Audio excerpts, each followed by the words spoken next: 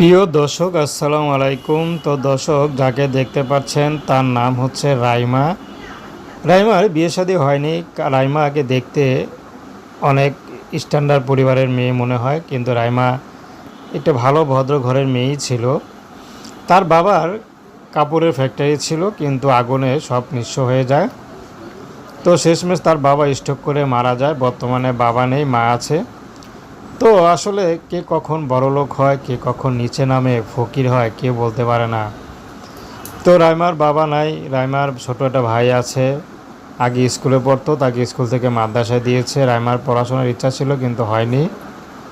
তো রাইমার মা আছে। এখন বর্তমানে রাইমা অনেক অবস্থা খারাপ।